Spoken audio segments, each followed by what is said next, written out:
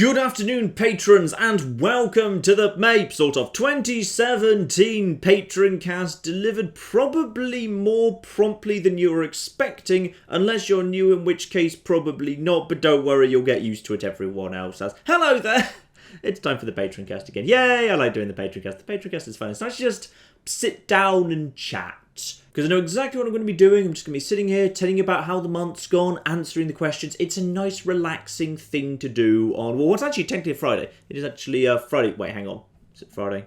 Is it Friday? It is. I think it's Friday. It's Friday! I just checked the calendar. I lose track of what day it is. Like, all the time. This is the downside of working for yourself and working from home and thus not having like a Monday to Friday thing. Because I work most Saturdays and Sundays anyway, like the idea of like weekends kind of gets lost and sometimes I lose track of what day it is a little bit, but it's fine. It's Friday. I'm recording this on Friday. You'll probably be seeing this on Sunday, so pretty recent. Though I am sorry, like I know occasionally like some people like dropping questions on like say the Friday evening or the Saturday. If it comes out on Sunday and their question gets cut off, I am sorry, like there is a small gap between when I record and when they go out, so I'm sorry if your question kind of fell into that gap on this occasion. Things generally for the channel pretty much exact same, actually very similar to how they were at the end of last month, which is we've kind of got about the same number of views. Like right now we hover at a little bit more than 4 million views a month. Like I'd love to hit 5 million views a month. Technically we have hit 5 million views a month before once in the past. Remember when we did the Fallout New Vegas Choose Your Own Apocalypse?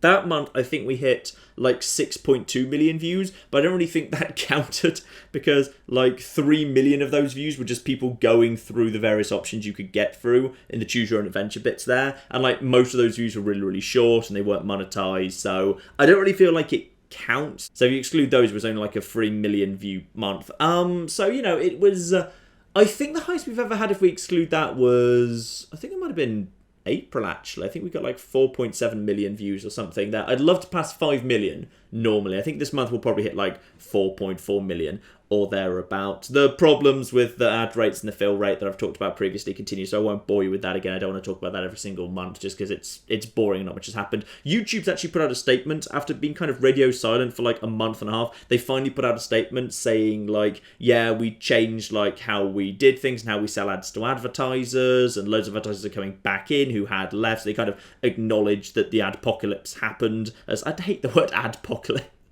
It's such a melodramatic term for some big American publishers decided they didn't want to do ads on YouTube for a bit. But yeah, YouTube claims some of those have come back, so I haven't seen much evidence of it yet, but then my data's like a few days behind. Like, it looks like in the last week or so, like, ad rates are slightly creeping up, but then, like, they did, like, they were fine in March and they dropped off a cliff on the 1st of April, so I'll be really, really closely watching, like, when the first couple of bits of data for the beginning of June come in, because it might, if we're really lucky, though I doubt, I feel like this is false hope here, it might kind of jump up a little bit again. That'd be nice. The ad fill rate just kind of jumps up and the ad rates with it. That'd be lovely. I don't think it's going to happen, but I'll give you an update on that next month. Other than that, a big thing I want to just kind of very quickly touch on. When I do like things where I actually like speak to publishers and hardware people and whatever, I like to like get a little mandate from the Patreon first, just to make sure everything's all right. Like, basically, who I've been speaking to recently is I've actually been speaking to Oculus, or rather, they contacted me. Basically, Oculus are doing this thing. They just want to do a bit of a push of, like, Oculus-related stuff during June. And basically what they've contacted me about is they've said they want to send me, like, the Oculus and the touch things, their little handsets and all the sensors and all of the basically all the hardware. And like what they want from that is me to make a couple of videos about VR.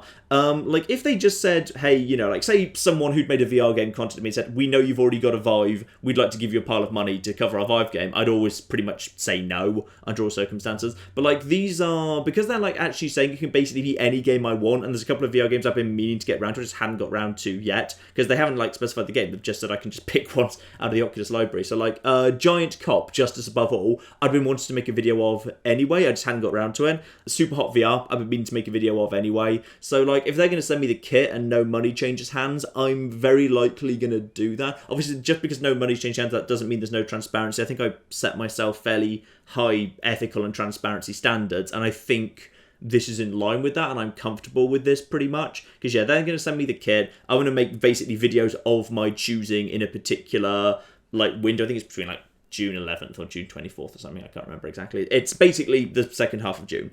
So I'll make a few VR videos in there. Ones I've been meaning to make anyway. Obviously, every video I'll begin by saying, just to let you know exactly what's happening, Oculus has provided me with this kit free of charge, but I haven't actually received any money, and they didn't specify the game. I got to choose the games. It was stuff I was planning to do anyway, all that stuff. So basically, I'm just going to say at the beginning of the video everything I've just said to you. Like, the only downside to this, and the bit I don't like about these things, even when money doesn't change hands, is like when you do a deal with a publisher or a hardware developer or something, they do have weird things. Like, they want particular things written in the description, and they don't want you to just kind of provide like a clean link through to them. They want like a bit.ly link so they can track it, so they can actually track like how many clicks they get, which I understand. If they're sending out like expensive kit to you, they want to know what they're getting out of it. I understand that, but I know it leaves a kind of a bad taste in some people's mouths. But I think I'm pretty cool with it, all things considered. I think I'm comfortable with it ethically. So we're probably going to do that because it's a bit of kit that will be useful to have going forward. Because I get to like keep the kit after we're done. So that'll be useful for doing like Oculus exclusives going forward as well. So I just wanted to like come completely like clean with that with you guys up front. I haven't actually finally agreed to that just yet, mainly because there's like a couple of questions about exactly what I'm going to do. Like obviously one of the games that they're interested in covering is Star Trek Bridge Crew, and you know, I might do that with some other people anyway, and like how it fits in if I want to do a video that's kind of technically sponsored for Star Trek Bridge Crew, but I was also going to involve other people. Like maybe I'll just leave that one out. Basically, I'm still working on the details. But I think I've got like a really, really good layout actually for June coming up for you, because yeah, there will be a couple of like really good VR videos, because like even though this is done like with Oculus, I'm only going to do the videos if I think they're really, really cool. So I picked out the VR games I think will make really, really good videos.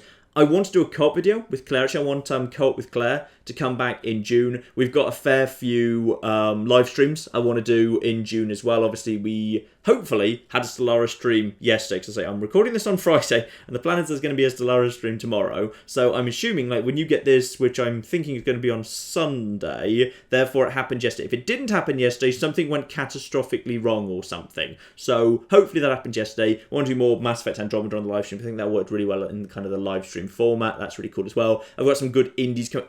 Ooh, The Long Journey Home. You'll have seen that yesterday. Long Journey Home's brilliant. That's coming straight back. That's coming back tomorrow for a little mini-series, because that's great. So, like, at this point, you know how well or rather, you roughly know how well The Long Journey Home did, because you can look at the view count. I can't yet, because that's in the future. I really hope that does well. I think that deserves to do well, in terms of, like, people, like, being excited by it and wanting to see more of it. So, we'll see. Because you just can't predict it. Like, in other words, like, sometimes you can. Like, I knew City Skylines was going to be pretty popular. Actually, it was more popular than I expected. So that's coming back. That will probably come back as a full series at some point. But what I'm going to do in the interim, because I'm a jerk, is basically I'm planning to do a little challenge run that's probably just going to be a one-parter in City Skylines at some point. I'm not sure whether it's going to fall within June. It might be within June. June's going to get a bit crowded already, because I want to put in all these VR games. So that's a bit crowded. So it might fall into like July or something. I'm planning to do a one-off challenge thing in City Skylines. And if you thought the videos you'd already seen made you angry if you like City Skylines, oh no. No, I'm going to make it much worse yet. Ooh, also, by the time this video comes out, it will be June the 4th. So I'm allowed to say this now. So the big game that I went to go and see at a publisher's house that I wasn't allowed to talk about till now, I kind of hinted in, where was I? I think I might have mentioned it. I think I mentioned it in the Stellaris livestream, the last one, that I'd been to see a big publisher and seen a fairly big, major upcoming game, but I wasn't allowed to talk about it or even acknowledge that it had happened. I am now, because I think the embargo for acknowledging it exists is on June the 2nd. So I went to Creative Assembly, and I've played Total War Warhammer 2, or is it Total War 2 Warhammer Warhammer 2 Total? I can't remember how they're arranging that, but I think it's Warhammer, yeah, because it's the protocol for numbering is like Medieval 2 Total War, so logically it will be Warhammer 2 Total War, but I don't think it is. I think it's Warhammer Total War 2, so they've moved the 2, I think. I need to go and check that. Anyway, it's pretty good. It's pretty good. I got to play one battle. I got to play one battle there, and I basically just did a big, I just kind of went to a big Q&A. I think I was actually, like, the least Warhammer-y geek there. I got to see, like, real hardcore Warhammer geeks who've been invited to this thing, asking, like, really detailed questions about this bit of lore about the lizard men. How is this going to fit into the way lines of the city, and the cities are going to form the web of the... I have no bloody clue what's going on. My questions were really simple, like, you know, are the provinces arranged like broadly the same as they were in the first Warhammer one, where there's like the capital, and then there's the little villages dotted around that have the infrastructure kind of decentralized and put into them. So my questions were very, very boring. But yeah, there was some real hardcore Warhammer fans who knew their lore, damn it, right there. But no, it does sound really good. It sounds like they've made some positive changes from the first one in terms of like the campaign. Like, the thing I didn't like about the first Total War Warhammer campaign was that there was matching pairs, because there was the 4 starting factions. There was the dwarves, the orcs, the Imperials, and the vampires, and the humans could only take over other human or vampire settlements. Like, if you took over an orc or a dwarf settlement, you couldn't do anything with it. You couldn't actually make it yours. And the same was true for the dwarves and the orcs. They were paired together as well. So like every campaign kind of like would go the same, because if you're the orcs, you pretty much have no choice but to go for the dwarves. That's the only way you can actually expand and grow. And if you're the humans, well, obviously you've got the other human factions to take out, and I suppose, like, you know, there's different dwarf factions and whatever. But like, ultimately, when it came to like going up against a war against someone who wasn't your own species, like, you always knew who it was going to be, because if you were the vampires, well, of course you're going for the humans. You're going to pretty much ignore the dwarves and the orcs. And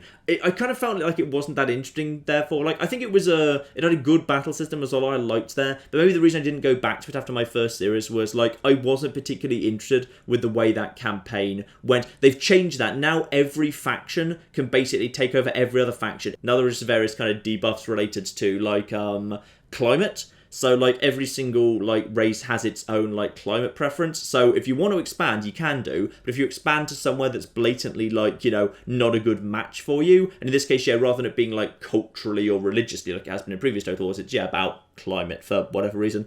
So, you know, you can still take them over. It's just, yeah, you'll find, like, you know, production debuffs. Apparently, there's all sorts of different debuffs. It's not, like, going to be standard. There's going to be all different ones, which I think is, like, a really nice system. I think that's a really, really nice system. So, like, the game is gently pushing you down a particular direction, but if you just decide you want to take over a couple of different areas, there's nothing to stop you having a war against whoever you want and actually making some gains and taking some territory from them. So I actually think that's a really, really nice idea. I think that's a really, really good improvement. The campaign map looks gorgeous. The battles play really, really nicely. Everything kind of feels nice. It looks gorgeous. I will be able to put out a video in about 2 weeks or so, because I took footage of me playing the battle I was allowed to play, but I wasn't allowed to take it away with me. They're going to send it to me via, like, Dropbox or something, I don't know. They're going to, like, provide it to me in, like, a week's time, then I get to actually edit it. So I took the footage, but I'm not allowed to actually have it yet. So they're still sitting on it, so I get it later. So I get to put out a video on, I think, June the 16th. You actually get to see some Total War Warhammer 2. Yeah, I've got it written in my calendar as Total War Warhammer 2, rather than Warhammer 2 Total War. So, I don't know. Probably Warhammer and Total War had a big argument over whose name's got to be kind of first in the listing there. I'm guessing there's some corporate chicanery going on. So yeah, that's all coming up soon. That's going to be, yeah, I think it's going to be a really, really cool June. I've got some really cool indies coming up. I've got some, like, you know, some really early footage of Total War Warhammer 2. Hopefully we'll have some Claire co-op. We've got a bunch of VR stuff, together with all the usuals. So yeah, actually, I'm pretty happy with June. I think June's going to be a really, really cool month. Anyway, enough of that. On to the questions. And I'm going to start with the most recent first. So, will you and NerdCute be live covering the E3 press conferences this year? Dan's already said he's not doing it. I don't know if he's given a reason for that. I just think he's decided not to do it. I probably won't on my own, to be honest, just because the timings that they are, it does involve basically just kind of like, you know, sitting up and watching a live stream at like 2 a.m. to 4 a.m. Like, I did like 1 or 2 of them last year, which is fine, but kind of, you know, that was just because Dan was doing it. I probably won't be doing it myself, to be honest. Thank you for the anniversary special. I haven't laughed that long in a long time. You're spectacular. I like you and I like your questions. Why aren't the rest of your questions beginning like that? All the questions should begin in roughly that fashion from now on. Also, thanks for City Skylines. So intriguing that I bought the game and I love it. Please make a series. Series at some point. Actually, maybe live stream. Like, that feels like one of those games I think might work as like a live stream. So maybe I do a big City Skylines live stream at some point. But yeah, as I mentioned, there's going to be a one-off before there. Any interest in playing the new Star Trek VR game? Yes. There is a plan. I've got a plan in mind. I don't want to discuss it quite yet because I've got a couple of ideas in mind and some of them might not come to fruition. But yeah, I've got an idea in mind. Have you watched Rick and Morty yet? No, I actually haven't. I keep meaning to. I keep flipping meaning to. I just don't have. I don't have the time to get rid of it. I also can't remember how you actually access it in the UK. Is it on Netflix? Actually, if you're in the UK, where is Rick and Morty? Is it on Netflix or something? Because what we've got is we've got Netflix, and because we've got a Prime account, we've got the Amazon Instant Video stuff. Can we legally watch, like, Rick and Morty in this country? I don't know where you even find it. We may go and find it, and we'll watch it at some point, but I have not got around to it. But I've heard so many good things. I did watch Dan's first Rick and Morty video, which I found a little bit confusing. I'll admit I found slightly confusing, because obviously, it's clearly made for the fans and the people who actually know what's going on. But, I enjoyed it anyway, because Dan's just got that sort of a talent to take what doesn't even make sense and still make it work comedy-wise. He's got a great talent in that regard. You've spoken previously about how you were in marketing before you went full-time YouTube. I was wondering, do you ever miss it? Sometimes, in some ways, I kind of do. But, not so much because, I specifically miss marketing. This is possibly going to be the nerdiest thing I've ever said. I sometimes miss working with Excel, because I used to do a lot of data reporting. I used to kind of, I was kind of not just like a marketer. I was also basically like a marketer and data analyst. I did a lot of marketing data analysis stuff. And I was always kind of just because I happened to work in companies that had massive data sets, so I was very good at taking that data and crunching it and coming up with projection models and stuff. And I kind of miss that, because spending 3 days of your life just being given a ridiculously massive data set and just going up to the tech guys and just saying, look, just give me just a massive dump of literally everything in the database, I'll sort it out myself. And they just give you a massive CSV. There's just a massive chunk of data. And then just kind of figuring out saying, okay, how do I sift this? What's useful? How do I start kind of, cohorting this over time? How do I start projecting it over time? Can I use this? How do I start breaking up the data? Can I start coming up with accurate projection curves? Now can I start automating this? So when new data comes in each day, I can plug it in the bottom and then just basically update all my pivot tables. And the pivot tables will then just automatically update. And then the charts can automatically read the data off the pivot tables and they'll update. And then basically I can just basically plug in raw data, and 3 days later I can just push a button, and after I've plugged in the raw data, it immediately tells me, hey, the people who you acquired yesterday, they are likely to generate this much money, and thus they are profitable or not profitable. Yay! And I built that for a couple of companies. And I really miss that. I genuinely miss building data projection models in Excel. So that's possibly the nerdiest thing I've ever said. Do you read any webcomics or other comics in general? I'm not much actually a comics reader. Claire's a big comics reader. She goes to a local comic book store that's near us, and she buys local comics all the time. So occasionally there's comics sitting around that Claire's bought that I will just kind of read. I read the odd webcomic. I used to read Girl Genius a lot, but I really fell out of it because the internal mythology got way too confusing and I just couldn't follow it anymore. But I find the first few hundred pages in the first I don't know what it was, the first 3 or 4 books of Girl Genius, which is, I think it's Girl Genius Online Comics, are really, really good. The story of Agatha Clay, or rather Agatha Heterodyne, they were really good. I enjoyed those a lot. They're very old now, because I remember those being a thing when I was at university, and that was over a decade ago. So I remember that's been around a long time. I assume it still exists, and I assume it's just kind of kept going. Hang on, I'm going to check whether that's even still existing, whether it's still being updated. Yep, there is an update for June the 2nd, 2017. That has most definitely still been happening at this point, and the art style still looks about the same, and some of the characters I remember are indeed still in play. That's nice to know. But yeah, at this point, how many actual books are there? There's 9, 12. Yeah, it looks like there's now about 12 published volumes that have come out of Girl Genius. I think the whole thing is actually still online, by the way. Hang on, let's go right back to check if there's beginning there. Oh, they've recolored the beginning. Oh, I think that was after my time. Yeah, when I first started watching it, the beginning was originally in black and white. They've actually gone and they've recolored the beginning. Oh, no, never mind. They've just recolored the first page. I just went to the second page. Okay, so the, oh no, they've slightly... Her eyes are now green. That's interesting. Hang on, no, I'm just going to skip through to see whether they've done any further recolouring or whether it was just the first page. No, I think most of it is still basically in black and white. Just occasionally Agatha's eyes go green on the odd page. But no, I think it's mostly as it was. Oh, that's a shame. Well, you know what, that's not a shame. In all fairness, the early books to my mind were the best before it got a little bit overcomplicated. Anyway, that's probably enough talking about Girl Genius. I'm also currently reading and keeping up with Strong Female Protagonist, which is a webcomic about basically what if Superman was actually a teenage girl who's currently at college, and it's actually pretty damn good. So I've really been enjoying that. That's really damn good as well. So yes, I would recommend both of those. How do you avoid spoilers, especially for older games like Fallout? I often only kind of do. The thing is, I often absorb spoilers by osmosis, but the thing is, spoilers float around when they're just kind of part of the general cultural zeitgeist without much detail around them. So, for example, like, I've never really watched any Game of Thrones. I've got, like, some vague concepts of stuff that happens. Like, I know there's a wedding where they lock the door and someone starts playing a sad tune and then loads of people die. Don't know who those people are. I just know there's a wedding. It's red. Lots of people died in it. That's fine. I know Sean Bean dies, but then that wasn't really much of a surprise, was it? And, you know, I know stuff happens. I just don't know in what order or the significance of it, or, like, outside of context, I don't really know. So, like, in Fallout 1, I know the Master exists, and I know roughly what he looks like, because it's too famous for me to not know what he looks like, but I don't know the details of how that came to be, for example. Because, like, I think when people when they assume, like, spoilers and something's general knowledge, well, I think they overestimate how much is actually floating around. Like, just because I know the Master exists and I know what he looks like, that doesn't mean I know anything else, because I don't think that is, for the most part, common knowledge. So, it's not so bad for the most part. I think it's not too bad to avoid spoilers. I have noted that you tend to avoid answering certain personal questions, though in principle you answered some in the past. Where's your line of private space?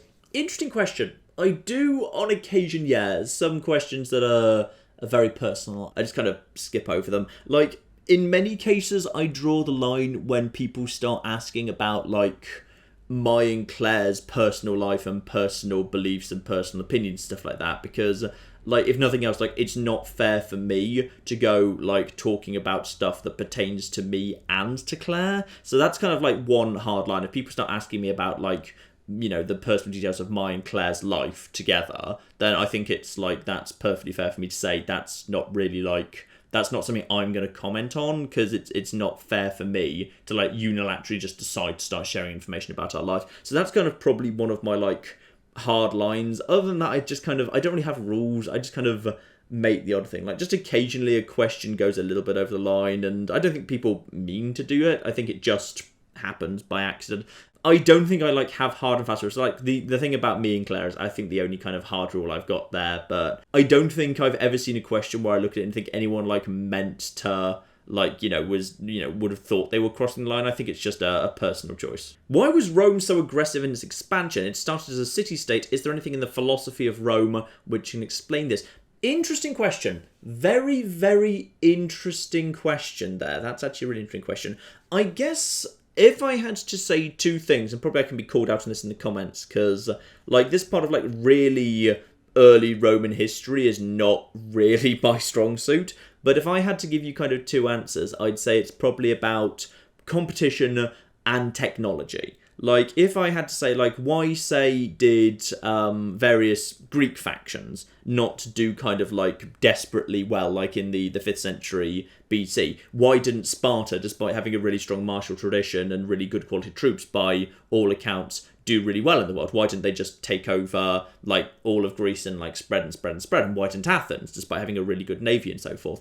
I think it's because, just by historical accidents of competition, city-states and empires keep each other in check. Athens and Sparta keep each other in check all the time. And sure, they occasionally band together against an external barbarian threat, but, like, when it comes to it, that alliance isn't a long-term thing. It's just a temporary emergency measure to kind of keep the barbarians out when they've got to the gates. Whereas, you know, Athens and Sparta, meanwhile, like, they had too much competition floating around. You know, Carthage was already a big deal over in the west. Sicily had its own armies that were quite formidable. And, of course, the Persian Empire's right on your doorstep as well. Meanwhile, I think, like, then we look at Alexander the Great, for example, and the Macedonian Empire.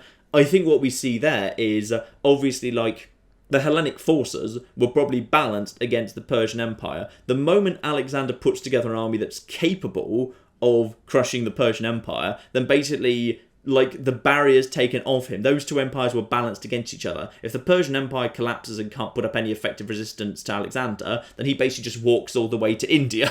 And that's not to say that he wasn't a remarkable historical anomaly that would basically be unrepeatable, but I think it's an interesting point that we can then take and look at Rome, which is Rome existed historically in a world that didn't really have that level of competition around it. Like, Rome didn't have a ridiculously massive, formidable Persian Empire floating around, or rather, if it did, it wasn't maybe quite so large and formidable, but it existed probably in the form of Carthage. Rome and Carthage were probably the two powers that were poised to become the superpower of the Western Mediterranean, and they were balanced against each other.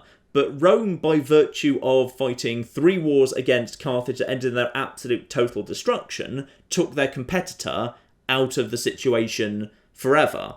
Once you've been building up a fleet and armed forces and you've kind of, your soldiers are practiced and you know how to fight a war because you've been fighting a war against the other big superpower of the Western world for years, decades, literally decades, then, at that point, the moment you knock them out of the race, then all of a sudden you've got all this military experience, you know how to raise an army, you know how to fight, you know how to build a fleet, and you know how to march troops around, you know about how to do army logistics, and you've got nothing to do with that anymore. So what do you do? Well, logically then, if you turn your attention north to much more scattered barbarian tribes, well, they don't stand much of a chance anymore, do they? Because all of a sudden, you've flipping learnt war against the biggest superpower in the world, you've defeated them, and now, with them out of the way, you're free to turn your attention to Greece and to expanding up into Gaul and stuff. All of a sudden, it doesn't seem so surprising that they could just spread their influence over the world. So I think that's part of it. I think the other bit is technology, which is the Roman weaponry and the Roman armour, and also Roman military tactics, and the introduction of a professionalised army was very, very important, which is basically the Romans, whenever they went up against barbarians, which the majority of the world still would have been, I think it's fair to characterise as, at that point in history when the Romans were expanding and taking over the areas that would become known as the empire when the emperors would eventually show up, then I think it's fair to say pretty much Rome showed up with such a big military technical advantage that they would have been able to win fairly easily. Well, fairly easily might be overstating it, but I think, you can still see where I'm going with that. I think the same is also true for army organisation, which is generally if you look for the big moments in history where an army has a big breakout moment, it's at the moment where an army becomes more professionalised than the army next door.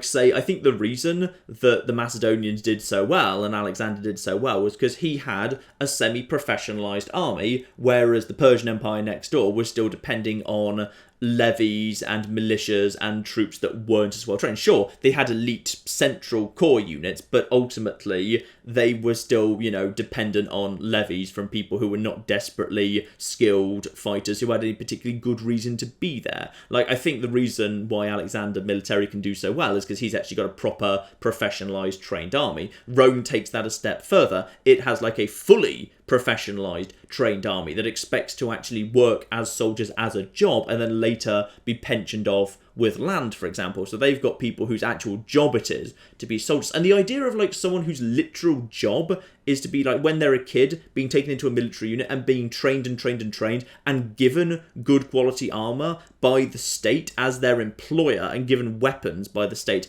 as their employer, and actually then fighting and practicing fighting and getting really, really damn good at fighting because they're proper military veterans throughout their life, and then going on to later be pensioned off and given land as a thank you for all that service. That was a situation that didn't exist in the vast majority of the ancient world.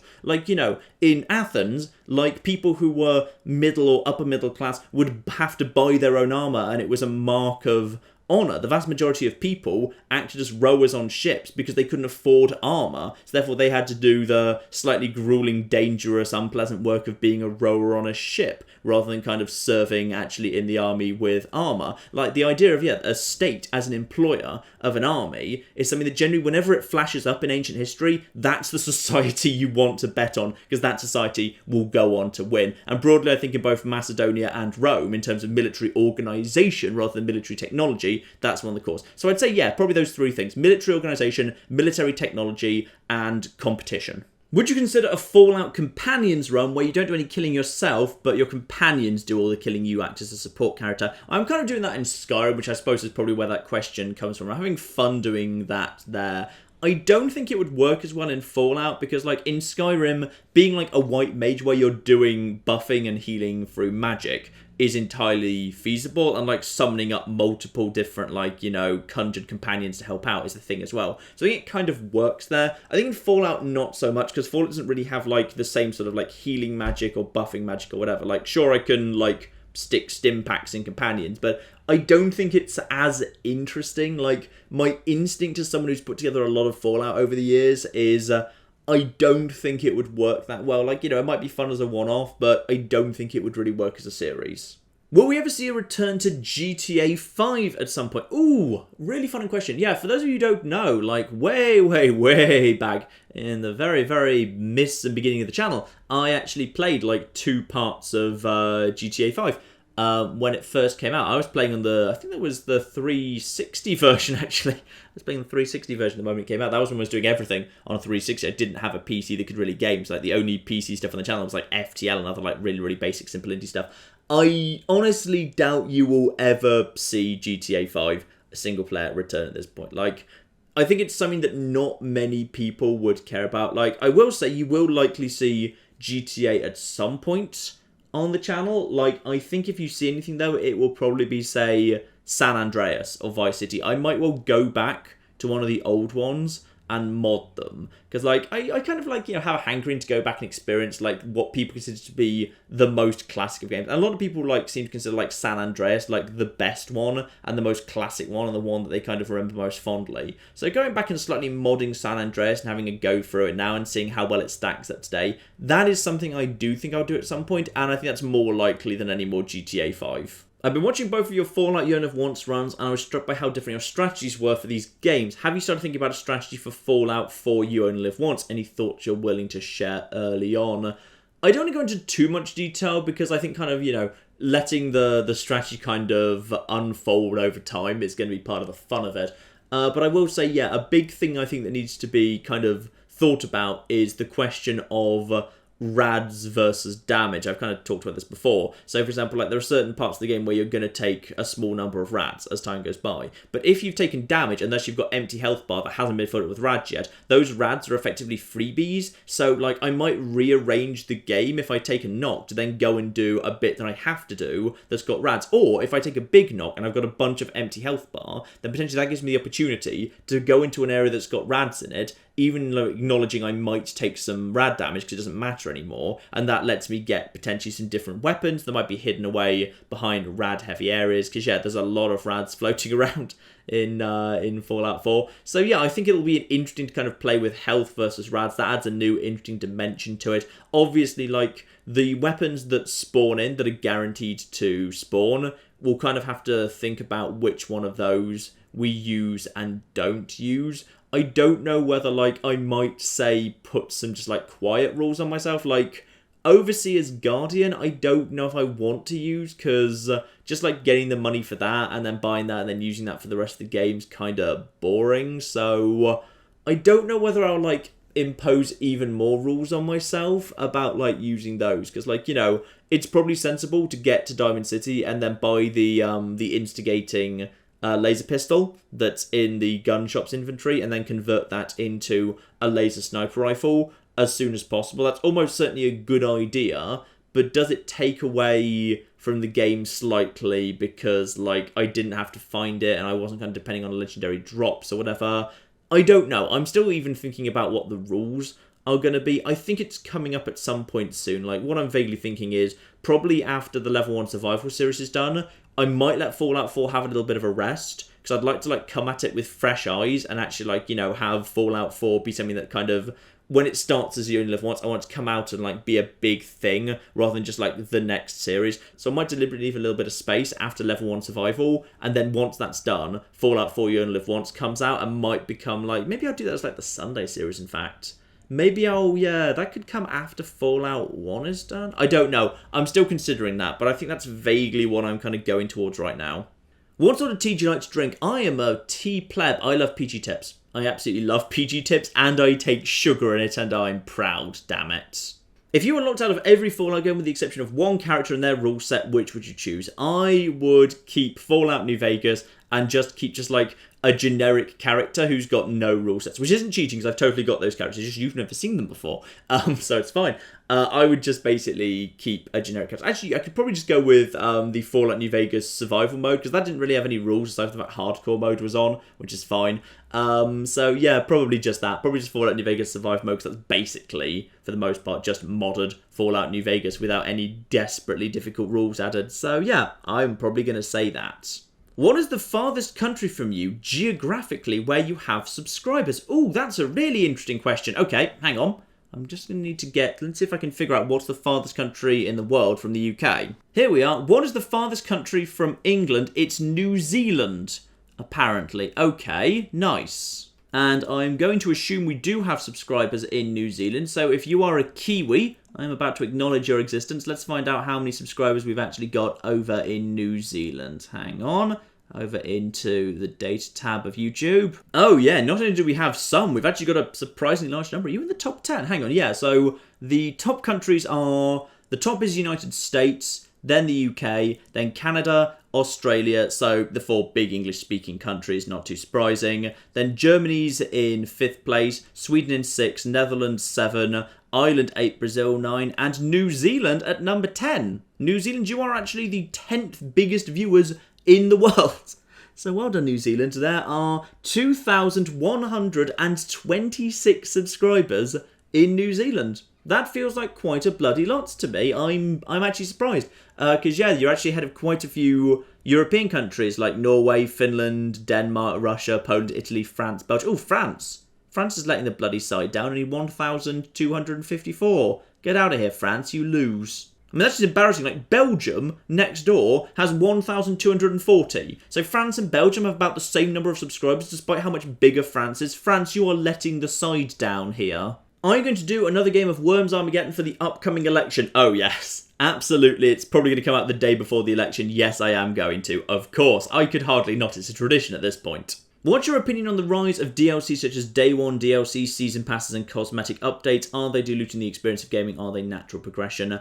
Day 1 DLC, it really depends on what it's for. Like, if Day 1 DLC is basically just adding stuff that allows them to, like, ship the game a little bit earlier and then they can just stick a bunch more stuff in. Because, like, you know, a large number of people are still buying physical media and taking home games. Albeit many games these days are basically just unlock codes that just download the game. But, like, some discs do still have some stuff on them. So if Day 1 DLC basically lets them add more stuff in that previously they just wouldn't have been able to add in because they'd literally reached the point where they had to ship the game, that's fine. But in general, I think more often it's not used for that. I think more generally it is just used to add more stuff. Especially if it's paid Day 1 DLC. So, like, there's no excuse for paid Day 1 DLC. That's garbage. But, like, if it is a free update just to add more stuff, that's annoying, but it's fine. I think, you know, we should really do without it, but it's okay. Season passes are a really interesting one, which is I can see the value of a season pass if the publisher is trusted and responsible. And I can see why. I think it's actually interesting that, like, the one, like, game I would buy a season pass for is the game that doesn't actually have it, because of course it's not going to, and that's Stellaris. I would buy a season pass that basically gets me all the updates for Stellaris for the rest of time right now, but I know Paradox is never going to create a season pass, because Paradox wants to keep selling DLC in small bits for the rest of time. Like, just look at the amount of bloody, like, DLC that exists for Europa Universalis 4 or flipping Crusader Kings 2 that's still coming out now. Oh, I'm going to be nickeled and dimed for Paradox forever, and I don't care because I love Stellaris so very, very much. Cosmetic updates I'm fine with, though, to be honest. Like, I've never really had problems with, like, HD re-releases of games. I think it takes the mick if they're overpriced. I think if they're priced fairly, they're fine. Because, like, especially from, like, and this is probably, like, a selfish YouTuber's perspective. Like, when there's a retro game on, like, an old console I want to play, the problem is, like, until very recently, console resolutions were really, really bloody low. Like, 240p was the standard for years and years and years and flipping years. Like, I think if I'm recording correctly, I think I'm right in saying the N64 expansion pack that allowed you to enable high-res mode on certain games, I believe that high-res mode was 480p. Hang on, let me just double-check that. Let's make sure I'm not lying to you here. Yeah, I'm actually not lying there. So on N64 games, yeah, the default resolution was 240p. If you had the expansion pack installed, you could enable in certain games a high resolution mode, which increased the resolution to 480p. Oh dear. The problem is, very often the game stuttered like crazy and the frame rate went to hell. And the frame rate in the N64 was often like not that high anyway. But yeah, often so in games like Turok 2 and Hybrid Heaven. Hybrid Heaven was amazing, by the way. Sorry, I'm just about to go off on Hybrid Heaven. Hybrid Heaven is the best game you've never heard of. It was on the N64. Did it come out on anything else? Hang on, can I play Hybrid Heaven on the channel? Where did it come out? It launched on... No, it was literally exclusive to the N64. It was by, I'd say it's the best game Konami ever made, and screw you if you think otherwise.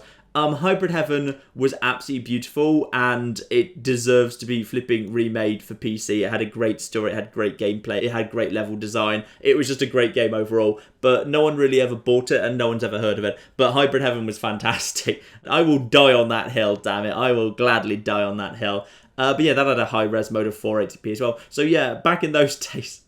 Flipping hell. Even with low frame rates and janky frame rates like crazy, yeah, high-res mode on consoles was 480p at absolute flipping best. So, yeah, I don't mind HD remakes that let stuff be, like, on my computer at a high resolution, because then I can, like, record it, and it looks fine. Because, like, the thing is, like, people don't remember what stuff actually looks like, and that's partly because back in those days, televisions were also so bad, you didn't notice it. But if I basically, like, literally took footage off an old console of a game for how it actually looked, and even if I upscaled it as well as I could with a couple of bits of tech I've got and put it on YouTube, people are going to say, why does this look so terrible? Because in their brain, they don't remember console games looking that bad just because they had no frame of reference. But these days, yeah, some old console games look terrible. So I actually really, really like it when publishers basically upscale games and make HD re-releases. Those are fine, unless they're ridiculously priced, in which case, no, I disagree with them.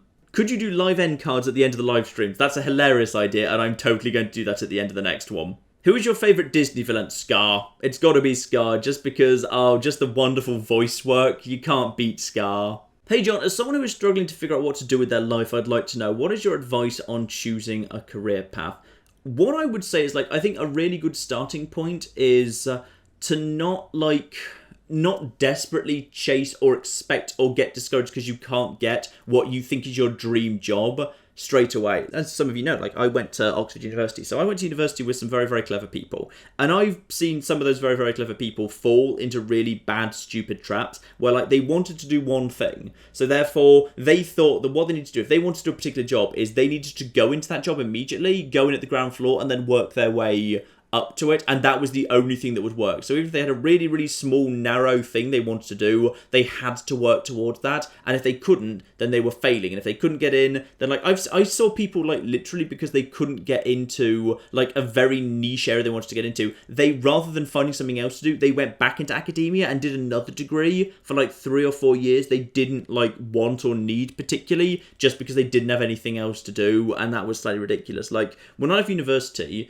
like, I didn't really know what I wanted to do. I just basically, like, I just applied to any job that looked like it was vaguely in an office and, like, would require me using my brain a little bit, and I just figured out, like, if I just got any experience in the workplace that was actually, like, you know, vaguely looked like office work and, like, work that required, like, intelligent thought, that would probably help me in the long run. So I just fell into, like, flipping product marketing, and I had flipping logistics for shipping for a while, and then I worked in, like, sports marketing and merchandising for a while. Then I kind of accidentally fell into online marketing for a bit, and then I, like, accidentally fell into, like, acquisition marketing, and then I, like, accidentally, like, you know, just because I was the only person there I had any interest in, I just accidentally picked up some data stuff, and I learned how to do data analysis, like I was talking about earlier with Excel. Like, I just accidentally fell from role to role, and, like, slowly I just learnt stuff, and, like, eventually I got to a stage where, like, I was working in, like, a fairly high up-ish position in an online marketing role, and, like, big companies,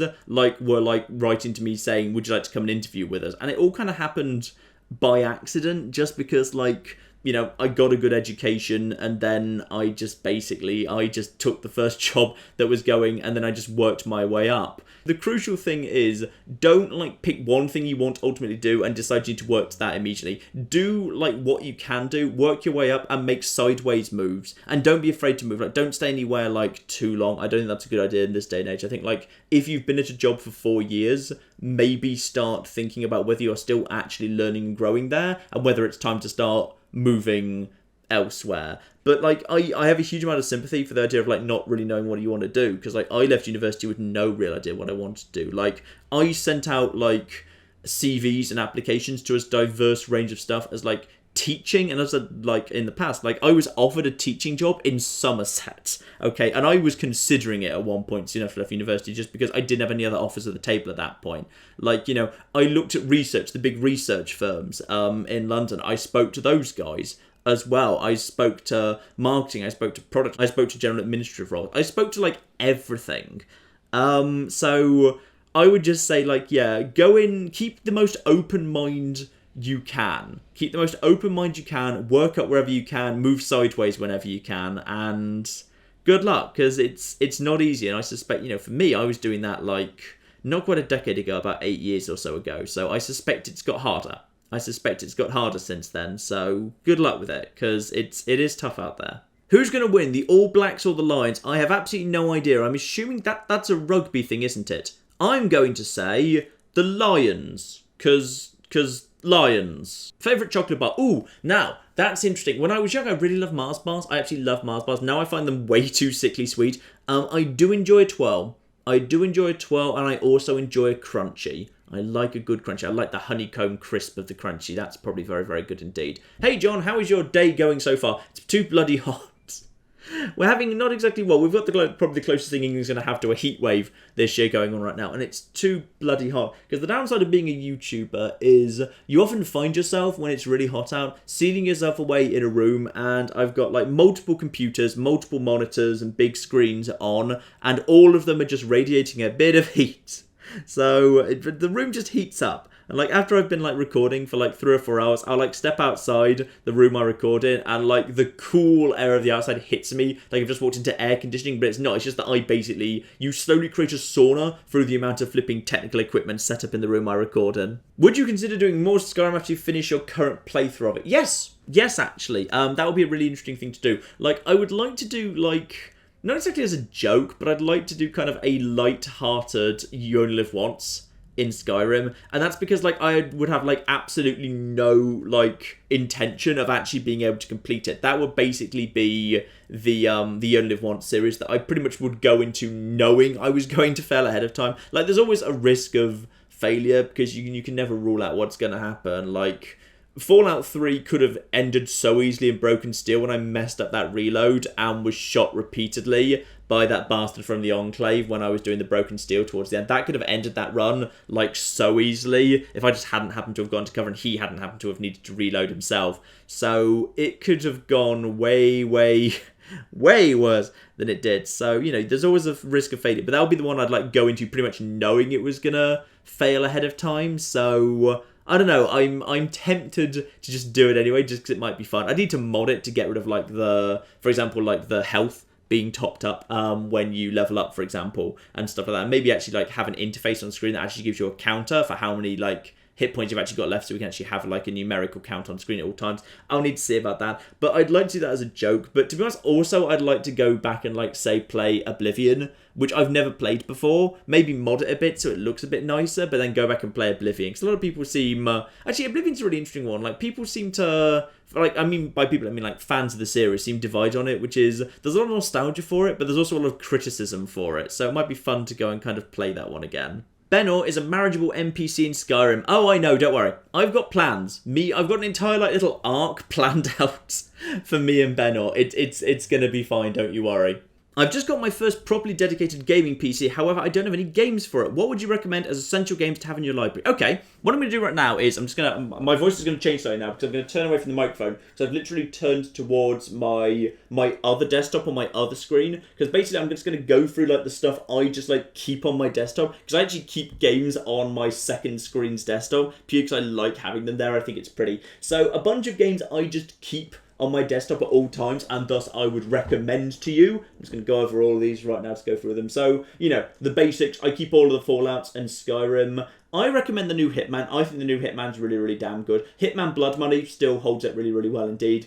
I'd go for Mass Effect 1 if you've not played Mass Effect before. I think like the original Mass Effect 1 holds up really, really well. If you like that, then go on to the others, but just start with 1 and work from there. Dishonored 1 and 2 are both great. All of the Total Wars are fantastic. The original Bioshock, I think, probably holds up the best of all of them, if I'd say. Stellaris every time.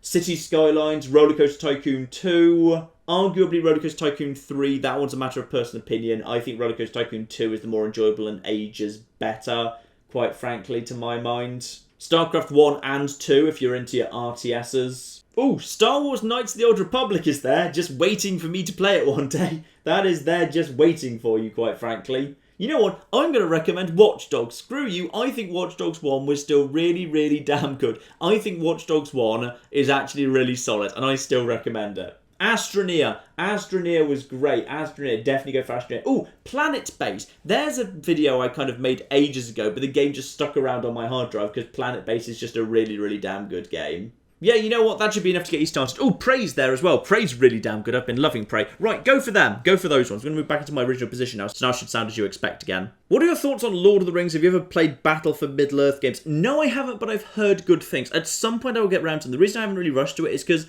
I've never been big into Lord of the Rings, to be honest. Like, you know, I saw the films and I read the books ages ago, but like I wouldn't be able to remember them in great detail. So I wouldn't consider myself a massive fan, which is why I haven't really rushed to them. Have you given the upcoming Assassin's Creed any thought? To be honest, no. Of like the big upcoming Ubisoft kind of launches, Far Cry 5 probably looks the most interesting to me, but then I'm not sure because Far Cry Primal was a little bit nah. But then Far Cry 4 was really good and I enjoyed it. So if they can kind of, you know, basically get back to the series working as it should do, that might be interesting. So yeah, Far Cry 5 I'm probably more interested in terms of, the big Ubisoft releases. Did you ever finish Deadbolt in your own time?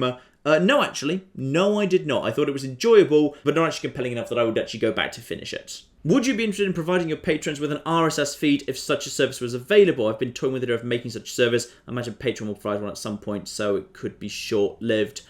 It's not something I've been desperately kind of thinking of, to be honest. I probably should do, like, yeah, it would also need to be one that would kind of stay private, and I guess it would work. I mean, I don't know. Honestly, I hadn't really put much thought into it. Like, oh, I forgot to mention, by the way, obviously, yeah, you can download this Patroncast. The download link is below. I'll mention that when I put this out on Patreon itself, that there is the download link there. Yes, must remember to mention that. How do you feel causing so many people pain with your City Skylines video? Oh, the pain I've caused you is only just beginning. Just you wait and see. Are you a chip and dip fan? By which I assume you mean, yeah, crisps. Crisps. I am basically just a crisp pleb, or a chip pleb if you're American. I just like my good old-fashioned salt and vinegar, damn it. Do you have any idea what would happen if Theresa May didn't win the elections? Do you think this will have an impact on the whole Brexit situation? It's an interesting one, because if Theresa May doesn't have enough MPs to make up a majority, I don't know how she does it. Because, yeah, obviously back in 2010 in the UK, we had a coalition because the Lib Dems had enough MPs that they could then get up to a majority when combined with the Conservatives. But if the Conservatives fall short, the Lib Dems aren't really projected to regain many of the seats that they lost in 2015. So there probably aren't enough Lib Dem seats to actually prop up the Conservatives. Even if there were, then like if the Conservatives were just shy, the Lib Dems would like be such a small part, like it would be really awkward because like, you know, they'd be representing a tiny proportion of the coalition, but like how much influence should they have? Plus, I suspect after what happened when Nick Clegg did the coalition and it really screwed him and the Lib Dems over, I can't imagine Tim Farron would want to do it. So UKIP probably aren't going to get any seats. Like, I can't realistically see them getting more than like maybe like 3 max, so UKIP aren't going to be useful. SNP won't do a deal with the Conservatives. Labour won't do a deal with the Conservatives. The Lib Dems probably don't have the numbers to. The Greens won't have the numbers to. I guess theoretically maybe some of the Northern Ireland parties could, I guess, but again, they probably don't. I don't know, maybe.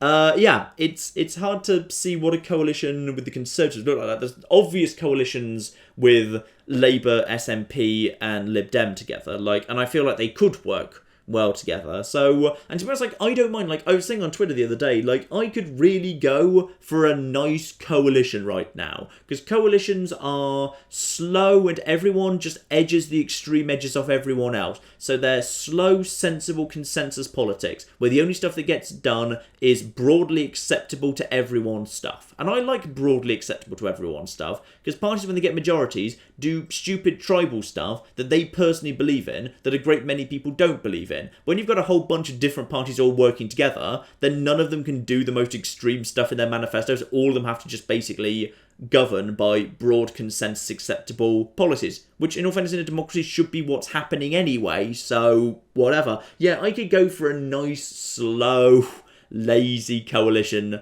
party right now where everyone just takes the rough edges off everyone else. I could go for that every flipping day of the week. As for whether I think it'll make any change to Brexit, that is an interesting one. That's an interesting one indeed. Could I see any way that Britain won't actually do Brexit right now? I would find it unlikely.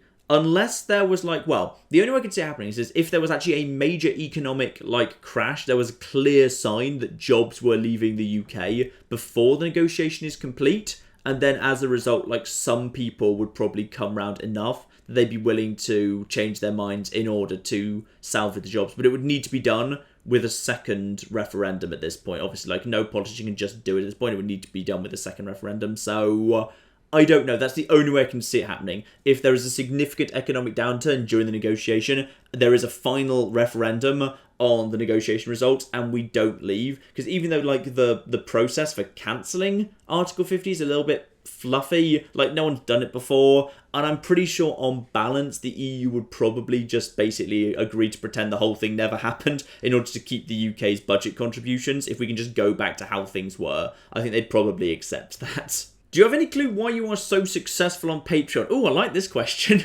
It's got a bit of the whole, Mr. Burns, your campaign has all the momentum of a runaway steam train. Why are you so popular? And it is true. The reason the question is asked is because Dan Nerdcubed has about 3,000 backers on Patreon and makes about 10% less or so than we do. Whereas we're about, I think he's 3,000, we're about 2,200, 2,300ish, but we make more per month, even though neither of us has tiers set up. It's entirely optional. If I had to guess, I would say possibly it's because our audience is a little bit older, perhaps, so maybe some people have got a little bit more money. I can't really explain it. I can't really explain that. I know that, people have always said, based on, say, the number of likes, the number of comments, and the number of shares and stuff that we get in our videos, we have a really, really good, strong community that, surprises people when I tell them about it. We have a great community. We've built a really, really fantastic community. But as for the exact specific reason why they would choose to donate slightly larger amounts of money to our channel than to a different channel, I can't answer that because I don't have the data for both sets of channels, so I can't really have an informed opinion on that. It's fantastic. It's really, really good. I like it, especially, it's meant that the adpocalypse has kind of passed us by as something that is a mildly concerning annoyance rather than a disaster. That's what Patreon says. That's not what I always wanted Patreon to do. When I set it up originally, it was purely because, I specifically said when I was setting it up, it's because YouTube is so inconsistent and there's no security. So, you can't really do it as a job just because of the lack of security there. And Patreon's provided with exactly what I want to do. Patreon did its job in, the first half of this year, which is there was a massive, completely unforeseeable change to the way YouTube ads operated that's completely destroyed some channels, and for us, it's passed us by because we had Patreon as that foundation, that baseline that lets us keep doing this. So that's been just great, quite frankly. So I can't really explain why, but I can say thank you, so thank you all so very, very much. If you could be any dinosaur you wanted to be, what would you be? Brontosaurus. every flipping time. So I just want to I want to stomp around be massive and heavy and cause little earthquakes and stuff, and have a massive long neck so I can see what's going on. And if anything this small gets to make and bend down with my massive flexible giraffe neck and look at it and say, yeah, you want to go? Yeah, you know what? You don't want to go. Oh, you've got something to say to me? Oh no, sorry, my head's now 2 miles in this direction. Screw you, I can't hear you. And off I go because I'm presumably quite fast. So yeah, Brontosaurus. Why do you so rarely use charisma boosters for speech checks in Fallout 4? It's generally because I can't be bothered. Because, if you want to do that, then you have to, you need to back away from the thing, go into your menu, go over to aid, scroll down, find what you want to take, whether that be, booze or the various other things you can do to kind of boost charisma, then go back into the conversation, then select your option again, and I just can't be bothered. I genuinely can't. I'd say, you know what? Screw it. If I can't pass a speech check, I can't pass a speech check. And if I do, then it was meant to be. What was the most difficult part about constructing a wedding cake? It was basically constructing the tiers using the dowels. And when Claire watched that video, she told me that's not what the dowels were for.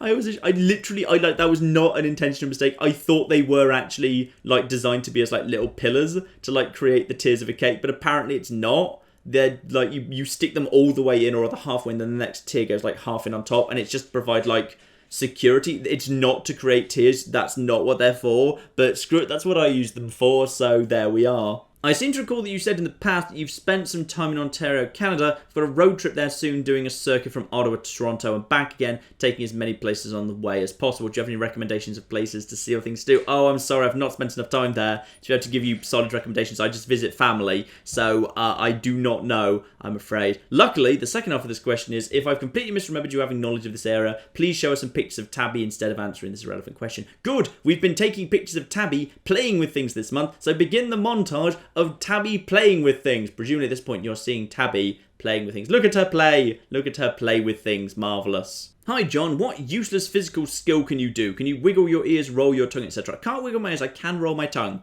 I can't show you that because... Well, I can...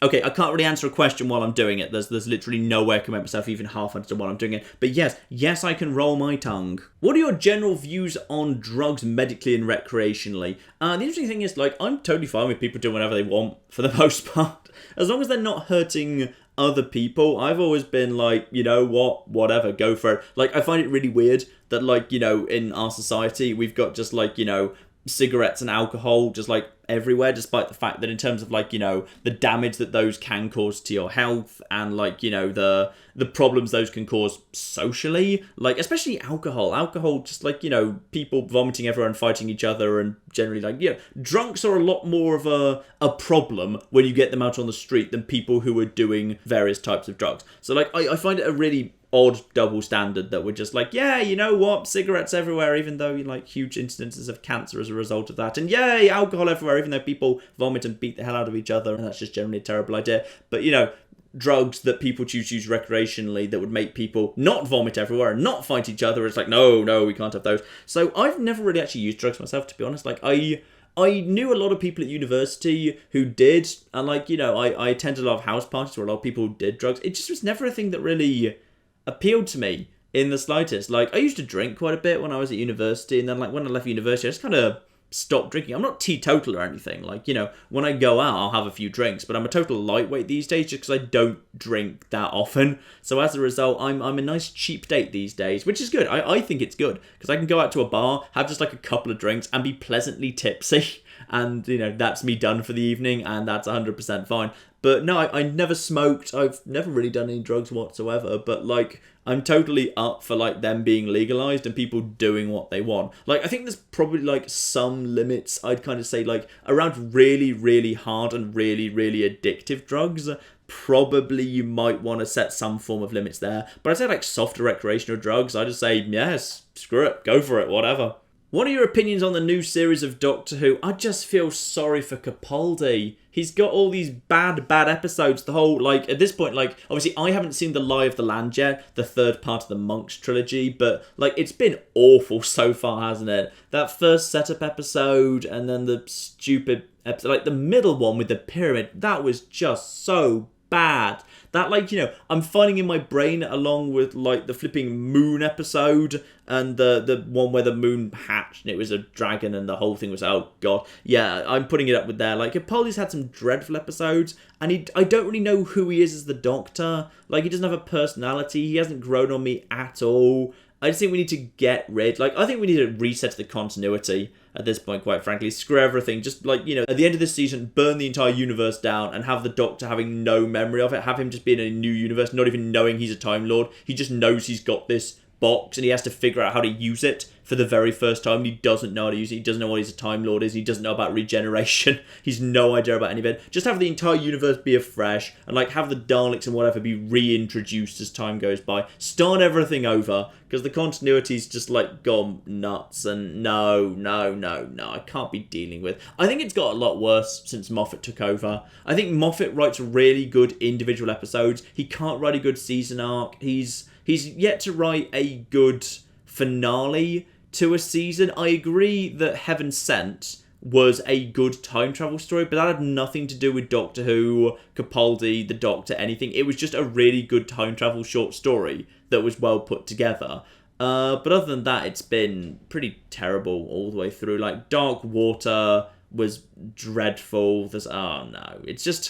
No, I just don't like Moffat's era, really. Like, I think he did okay with Matt Smith, but even then, he did stuff like Name of the Doctor, where he kind of, like, tried to squeeze a season finale into one episode, and it didn't even remotely work, because you were trying to squeeze way too much stuff in there, way too quickly. Like, some stuff sort of, it's like, I kind of enjoyed Day of the Doctor, but then it didn't go anywhere, because, it ended on that big, oh, and now I've got a new mission, I've got to go and find Gallifrey, we have to go home. It's like, okay, good, now the series has, like, a structure, and a thing it has to do, we've got to go and find Gallifrey. And then everyone just sort of forgot about that, and it never came up again. Because, yeah, there was this big thing about, oh yes, now I've got to find my way home. But then, like, also, there's too many episodes called The X of the Doctor. I'm getting confused between The Day of the Doctor, The Night of the Doctor, The Name of the Doctor. The Time of the Doctor was the final one on Trenzalore, wasn't it? The Christmas Day episode. The Time of the Doctor, like, flipping, that was just confusing. Because, like, the Doctor was all, oh, yeah, I've got to find the Time Lords and bring them back and whatever. And then the crack opened, and he knew that if he spoke into the crack, the Time Lords would know that was the universe, because they were trapped on the other side of the crack, and then they'd come through. But he refused to say his name, because if he said his name, then they'd know it was him and they'd come through. But, like, at the end of that episode, like, when, like, Clara begged, hey, give him some regenerations, and they did, well, if they sent the regenerations through, they knew he was there. But then the crack closed and they didn't come through. So, are they there or not? And also, the Doctor said, oh, I can't open up the crack, because if they come through, it'll be the Time War all over again, because they'll just go to war against all the spaceships. But then, by the end of that episode, when he's an old man, he's about to regenerate, he's already killed everything. He's like, his big thing was, I can't let them through, because there'll be a massive war and they'll kill everything. But, like, then he killed everything by himself, single-handedly, over the course of several centuries. And by the end of it, it's clearly established there's literally only one ship left. It's the big Dalek ship. And then he blows it up anyway. So why not just say his name into the thing and bring the Time Lords through? I mean, like, would he rather have a galaxy where there's no him and no Time Lords and the Daleks are still around? Because that's a stupid galaxy. That's a galaxy where the Daleks just rule everything. But no, we can't have the Time Lords back, because weirdly, Dalek domination of the universe is better than a brief war I'm about to end anyway after spending several centuries fighting it, because that episode made no sense if you think about it for a minute. Anyway, no, Doctor Who's kind of bad recently. I'm really hoping it's better once they redo it and we get a new showrunner, new Doctor and new companion. I've binge-watched your Stellaris series and just bought it. Good! Excellent choice. What's the best way to increase research as a newbie? In my experience, like, in the very early game, you want to kind of not bother with research so much. Just go for minerals. Once you've got your mineral intake kind of under control, then, like, to my mind, as long as you just, like, throwing down science and researching the upgrades for physics labs, bio labs, and engineering facilities, you should be fine. For the most part, I don't think that should be too much of a problem. Like, then if you want to boost it, you're ultimately going to be wanting stuff like find the enclaves. Actually, wait, are the enclaves exclusive to the Leviathan's DLC. I can't remember whether Enclaves are exclusive to Leviathan's DLC or not. If you've got Leviathan's DLC, or if Enclaves exist anyway, then find the scientific ones, the curators, and basically pay them their money, because they give you I think it's a 15% boost across the board to your science galaxy-wide, which is really worth having, and it's not even that expensive. And also, you're going to be wanting to, if you've got like science centralized on one planet, like you land on a planet purely because it had loads of science on it, then make sure you've got a governor set on that planet, and you pick a governor who actually gives bonuses to science. Also, assist research, and get your science vessels above planets that have high levels of science on them, because that's a further boost as well. Like, add all that stuff together, you should have plenty of research. Oh, and don't settle tiny pointless planets, only settle big planets, because like you don't want to like settle a crappy 9 square planet, because that'll just increase your research cost for all technology, and you won't be getting anything out of it. Not really a question, more of a well-meant comment. I feel like you're rushing a lot more than back in the day. If you listen to your older videos, there are a lot more pauses. It seems like you took more time looking through stuff, missing less obvious stuff. Nowadays, you seem to want to keep talking all of the time. You seem rushed sometimes. Interesting fact about that. Obviously, I think there's probably about the same amount of like pausing. It's just now I cut it out more efficiently. Like back in the day, I just like, yeah, you know what? If there's a couple of second pause while I'm looking over something, it's fine, it stays in the video. Now that pause is still there. I just cut it out during editing. So I don't think there's actually been a change in my behaviour. I think there's just been a change in how it looks from your point of view.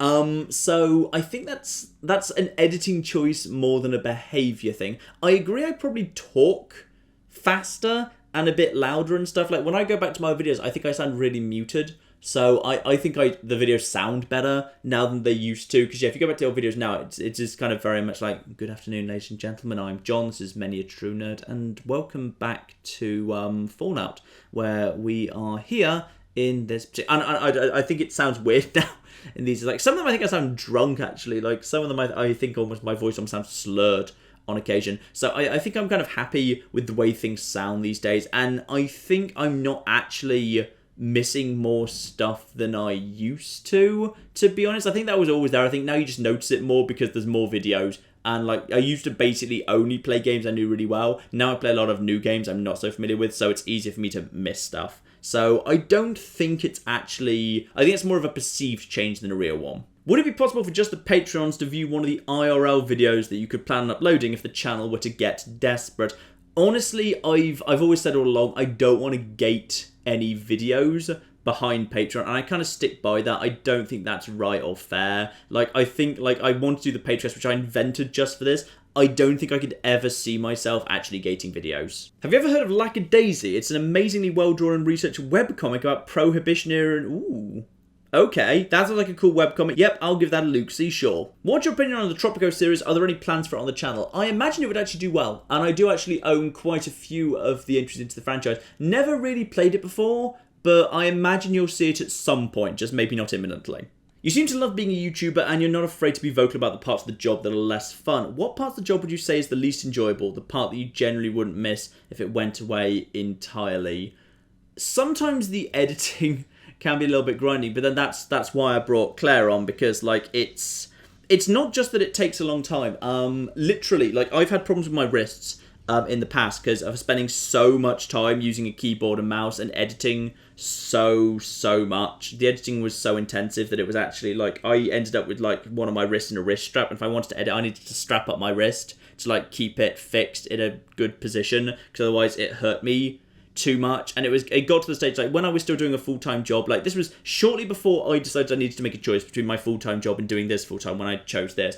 Like I was getting to the stage where like when I got up in the morning, my fingers like were hurting me, and like I rearranged my day at work because like I struggled to use a key. Well, not really struggled, but like it was annoying and painful to use a keyboard and mouse in the morning. So like I would do stuff that didn't involve my computer in the morning, and like by the afternoon I'd feel a bit better. But that was because like every evening and every weekend I was using a keyboard and mouse the moment I got home as well, and like it was just too much. So it's the amount of computer you have to do. Like you spend so much time sitting in front of a computer not kind of getting any motion done. Because like if you're doing an office job, like, you know, because there's lots of people in the office, you'll find yourself walking around, going to meetings, going to the kitchen and whatever, and going out to meetings and going to meet agencies and whatever. I think you find yourself moving around a little bit more than you expect. Like when you work from home, you work for yourself and you're a YouTuber, you spend a lot of time sitting still in front of a computer, you spend a lot of time using a mouse and keyboard, and it does take its toll on your wrists. Game suggestion, Perception, a blind horror game. Okay, I will add that to the long list. Hi John, I recently watched a YouTube series where a player tried to be as historically accurate as possible while playing Total War Rome 2. He also went through some major historical events and Rome's history while narrating. I think you're just describing Time Commanders. Are you sure you haven't seen Time Commanders?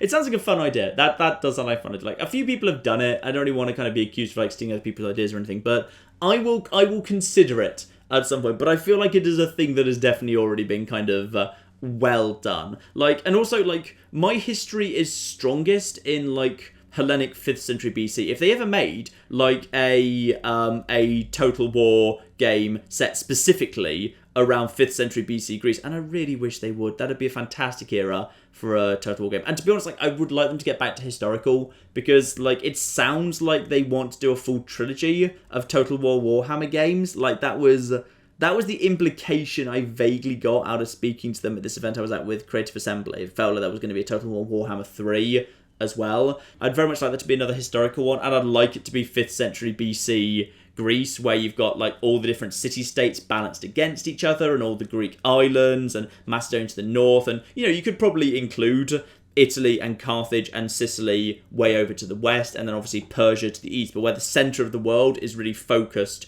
on Greece, which would actually be appropriate for a Greek-focused one, because the Greeks literally believed that they were the centre of the universe. They believed that the Omphalos, the navel, a little kind of spot in Delphi, near the Oracle of Delphi, was literally the centre point in the universe. We're not sure how literally they believed it. It's a belief anyway. So it'd be nice if that was literally the centre point in the map, and the rest of the map was, like, you know, arranged around that, and that was always the centre point of the map. But yeah, the edge of the map in every, like, it was a circular map, and every direction, like, it was the exact same distance from the Omphalos to the end of the map. That'd be really fun. That would be fun. That'd be nice, but I suspect that's not going to be the case. But it would be lovely if we could have that at some point. Are there any plans to incorporate no VATs into the next Fallout series? No, because I suspect the next Fallout series is going to be You Only Live Once, where basically I need every advantage I can give myself. I'm not going to impose too many ridiculous rules on myself beyond those rules of You Only Live Once.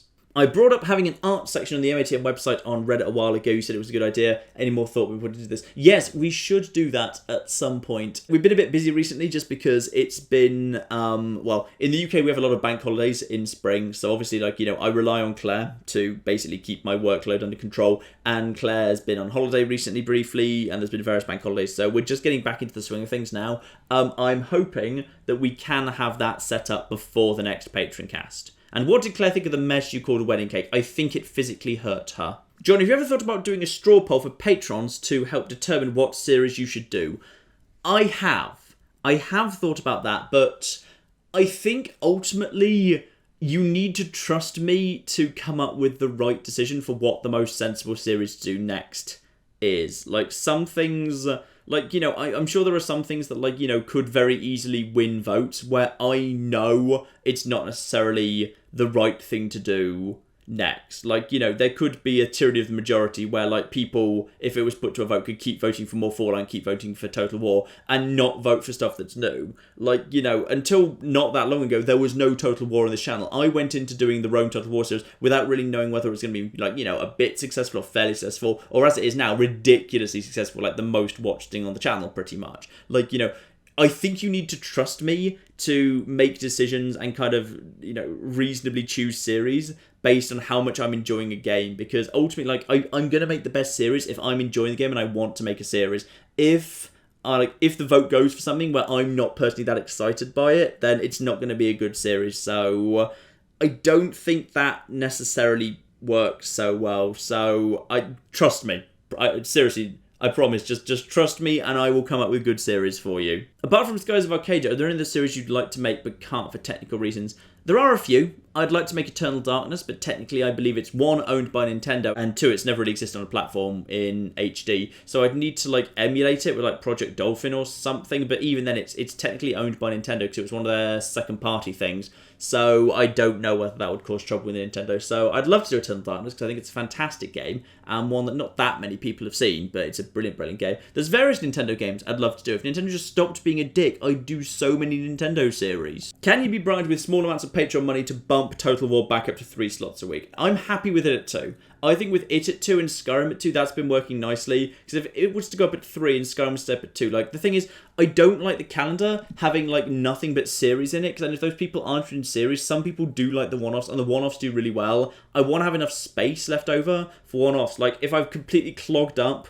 the schedule with nothing but series, then there's just not enough space for other stuff. And to be honest, like, if anything, I think we do have too many series going on right now, and maybe after Prey's done, I'll leave like the Monday slot with a bit of a rest, and maybe I'll just do a once a week on Friday, and it won't be on Monday anymore. I don't know, we'll have to see about that. So yeah, I think we've probably, if anything, we've got too many series right now, and I'd like to do more one-offs and less series. What do you currently use to record your cooking videos, as in camera type, separate mic, and whatever? My microphone is just up onto one side, so all of the audio you're hearing is coming out of my microphone, which is the Blue Yeti.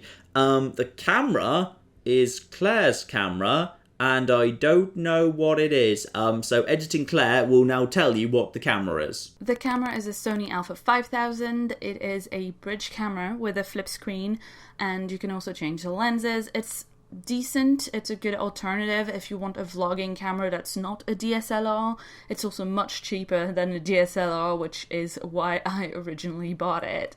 How long did it take to clean the kitchen after this year's anniversary? It took about 3 full loads in the dishwasher before I was caught up. Sometimes I get sad. What do you do when you get sad? How do you not be sad? I listen to music, actually. I find that my mood is really affected by music. So if I listen to some really jazzy, upbeat music, it really perks me up. So I'm quite lucky, I guess, in that regard. Because yeah, if I'm ever feeling down a little bit, I can just listen to music and generally I can raise my mood that way. Have you ever checked out the Elder Scrolls Online? I tried. They had a free weekend, so I downloaded it. It was like bloody 60 gig or something ridiculous. And then when I tried to start it, it repeatedly refused to connect to a server. So that game burnt its bridges with me. It made a bad first impression. Do you ever take vacations from YouTube? Ha!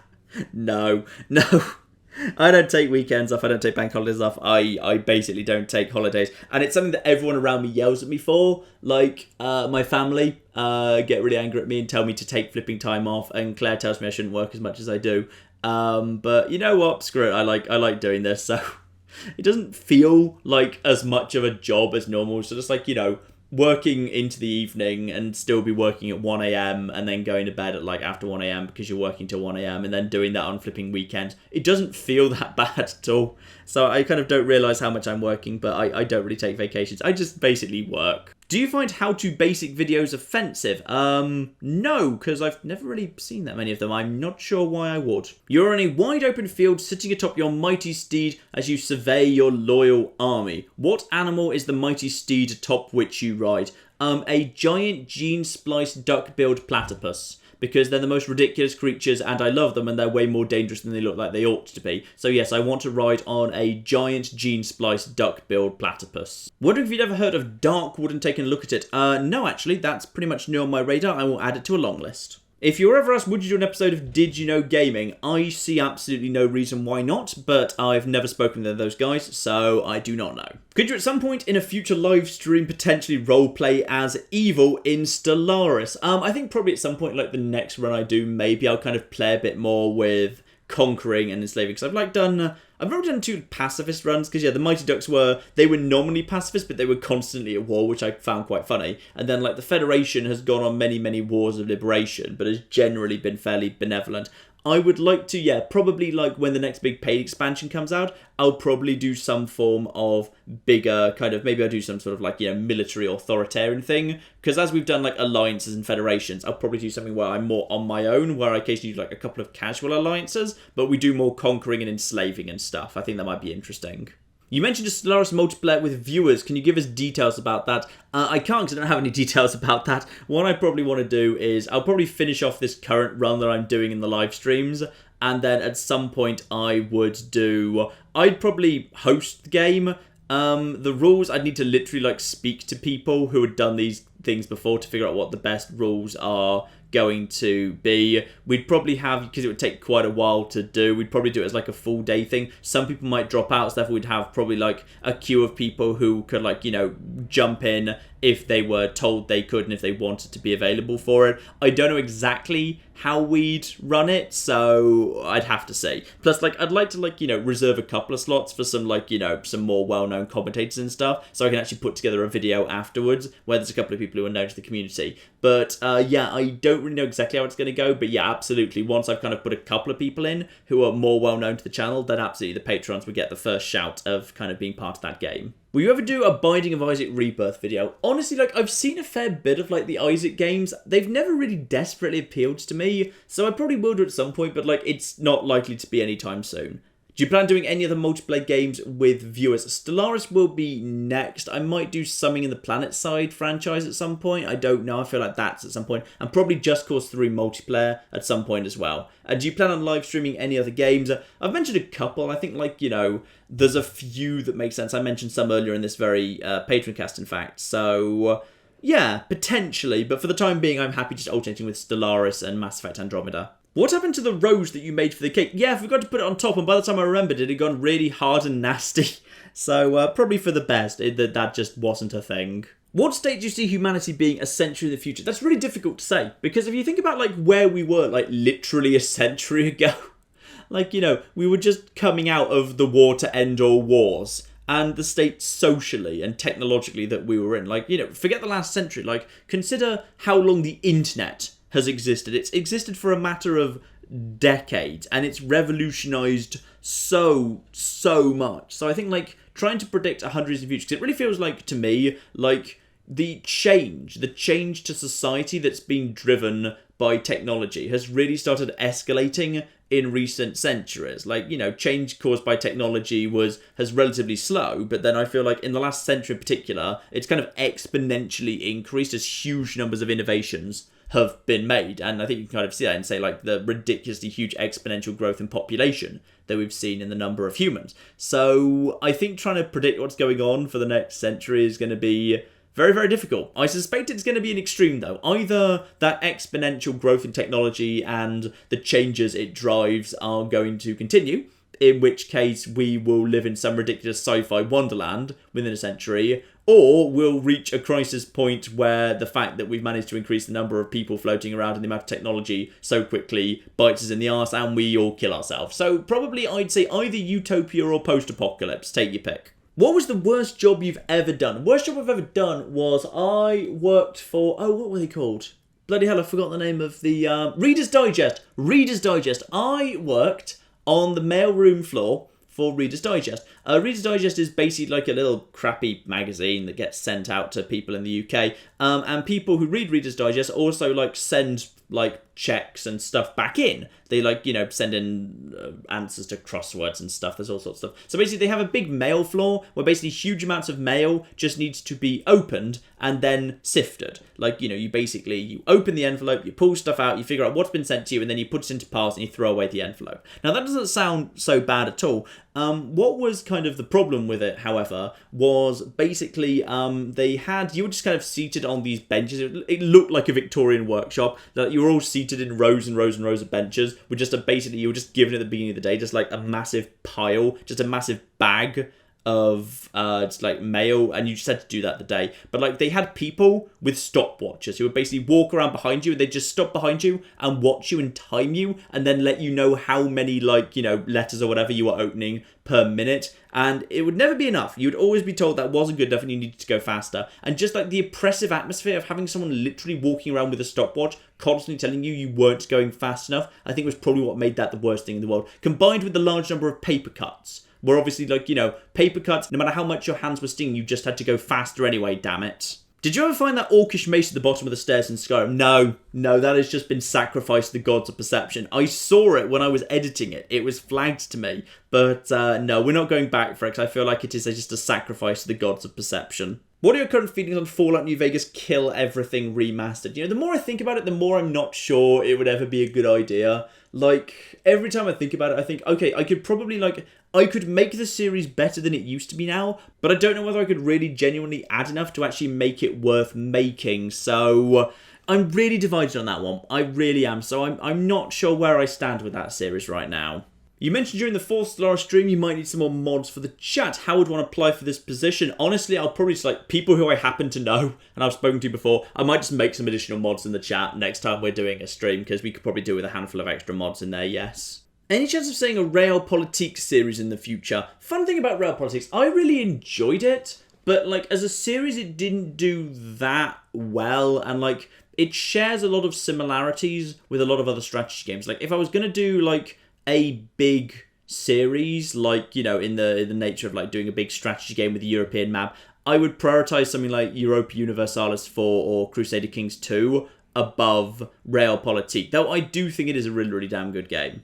Could you please explain how guns work? Okay, so logically, I think, and I've kind of picked this up from Fallout, the bullet has like gunpowder inside it. So you put the bullet into a chamber, which is just a metal tube, and then basically the firing pin or the hammer or whatever, just basically when you pull the trigger, that causes something to strike the back of the bullet.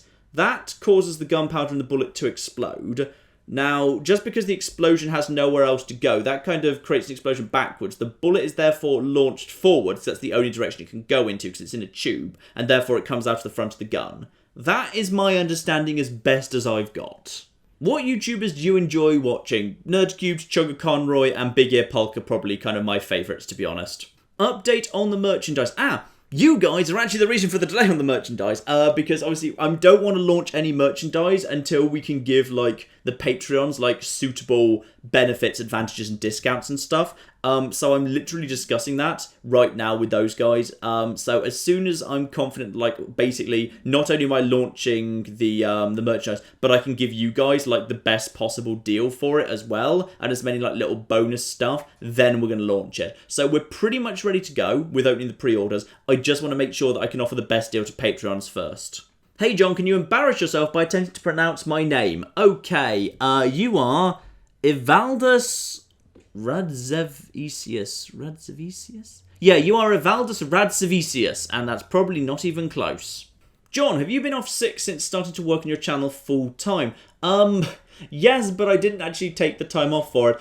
So I do occasionally, if I'm sick, I just make sick videos. So like basically the second half of the Civilization 6 series, I just had a really sore throat, so I sound really damn croaky in it. And the very first Rome Total War video on the channel, not the first episode of this series, like the very first time I played it, I was just ill, so I just played Rome Total War. If you're such a big dog lover, why do you only have a cat? Because we don't have a garden. It would not be, I would love to have a dog, but it wouldn't be fair for us to have a dog because we don't have a garden, so the dog wouldn't have like easy access to outside, and I think it's not fair to have a dog when you live in a place that doesn't have a garden. What's your favourite game universe in White? Skies of Arcadia, because it is, for the kind of the same reason I love Stellaris in some ways, but like Stellaris I can't say because Stellaris is like an automatically generated universe, so like it doesn't really have a universe, it's just got an ethos and a whole bunch of empires in it. Skies of Arcadia is like set in a big, optimistic opening up of the world into a glorious age of exploration. It feels like a big, open, optimistic, positive place to be, where there's just horizons of opportunity opening up all around you. New continents are being discovered, new friendships are being forged. It just feels like a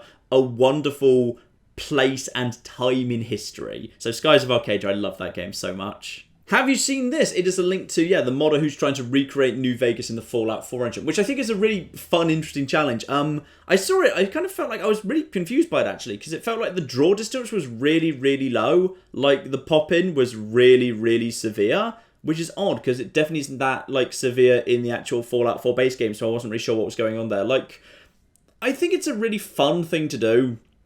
I wouldn't exactly say, like, I'm massively excited by it in some ways, because, like, we've already got Fallout New Vegas, and we've already got Fallout 4, and it's like making Fallout New Vegas again, but with, like, the Fallout 4 gun things. Okay, that's fun, but, like, I don't know. I mean, it doesn't feel like it adds much to either of these things, to me, to be honest. Like, if someone was saying, hey, we're taking the Fallout 4 engine and we're going to make a New Vegas E-game with it, and we are a bunch of experienced developers who have been involved with Fallout in the past, I'd be like, oh my god, that's the most exciting thing imaginable. But if it is just we're going to create a shot-for-shot remake of New Vegas in the Fallout 4 engine, my main response is just, okay, that's nice.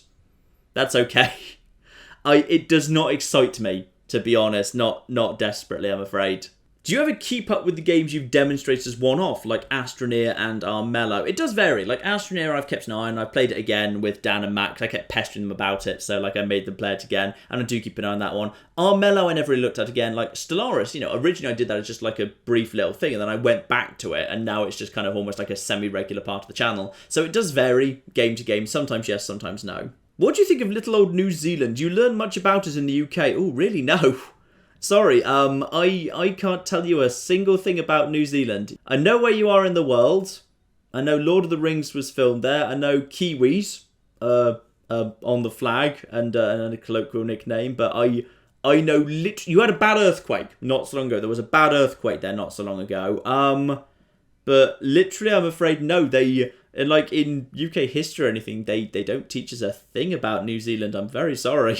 What are your thoughts on the Nomad versus the Mako? Mako all the way. Like, I like the idea of the Nomad where it's got the fast mode, it's got the climbing mode, but like, I just prefer the ridiculousness of the Mako, the fact that you can just climb up anything, and also the Mako's got the massive cannon, which is just fun to use, whereas the Nomad's unarmed, which isn't as fun, so I do prefer the Mako. And Tempest versus the Normandy, the Tempest never grew on me in the way the Normandy did. Like, the Normandy to me felt like home, the Tempest never did as much. I feel like the Normandy is the more nicely designed ship. But like still, my favourite Normandy is still probably Mass Effect 1's Normandy, where it was one uninterrupted space. I think I probably preferred that one for the better, even though it was probably the simplest of all the Mass Effect ships we had. Have you ever seen Girls und Panzer? No, and based on the title, I never want to, because I shudder to think what's going to be in there. Do you have any funny behind-the-scenes story from one of your series? I can't think of like a particular story from a particular series at the top of my head, but regularly, and on not a regular basis, I will basically like, I don't do it as much anymore. I used to get the names wrong all the time. Like there's loads of I don't have any of them now, obviously they've long since been deleted. But like there's so many like instances of you know, like the beginning of a recording begin with, "Good afternoon, ladies and gentlemen, I'm John, this is Many a True Nerd, and welcome to Fallout." This isn't Fallout, it's Mass Effect, you're on the Normandy, John. I've just been running through the Normandy and just do the Fallout 3 intro for no reason. I don't do it so much anymore. I used to do that all the time for some reason. But yeah, I used to get my intros all wrong constantly. Have you ever considered writing a book with the advent of things like self-publishing? Honestly, no, because writing a book takes a very long time. Editing it takes a very long time. Like, you know, if YouTube like was clearly like going to hell at one point, like, maybe I could, like, you know, do a book and then, like, try and, you know, I might have enough community left over to actually sell, like, you know, a few of them, and it would be worth doing my time. But honestly, like, it's such a time-consuming thing, I wouldn't choose to do it right now. I've picked up Stellaris based on your videos, and I've noticed my weekend productivity has dropped significantly. Do you feel bad at all about this? No, I've got you to buy what's rapidly becoming, like, you know, well, what is now my favourite game of last year, and what is rapidly moving up my list of, like, top 100 games of all time. You've made a brilliant decision. I'm proud. Who'd win an unarmed fight between Claire and Tabby? Tabby, because while Claire theoretically could win that, she wouldn't actually be able to, like, you know, ever hurt Tabby, so Tabby would win by default. Editing Claire, how do you cope with John's extreme lack of cooking experience? I don't know. Claire, give us your comments on how much it hurts you to watch the cooking video. You know what? Actually, John's cooking is fine. It's his baking that I have trouble coping with, because I quite like to bake. So when he was recording the anniversary video, he had to get me out of the kitchen and tell me that I wasn't allowed to come back in until he was done, because I just kept trying to do the things instead of him. Once the video was out, we actually watched it together, and I kept having to like hide my face in my hands to not see when he was doing something completely wrong. But in the end, we did eat most of the cake, and it was tasty enough, so it's all good.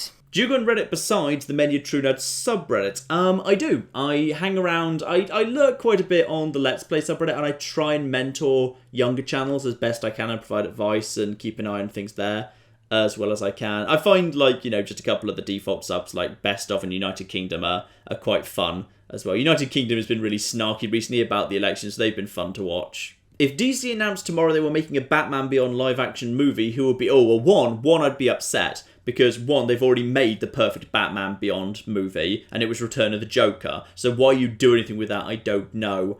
Who would theoretically play the roles? I honestly can't think who ought to play Terry McGinnis. That's a really difficult one to cast. Old Bruce Wayne.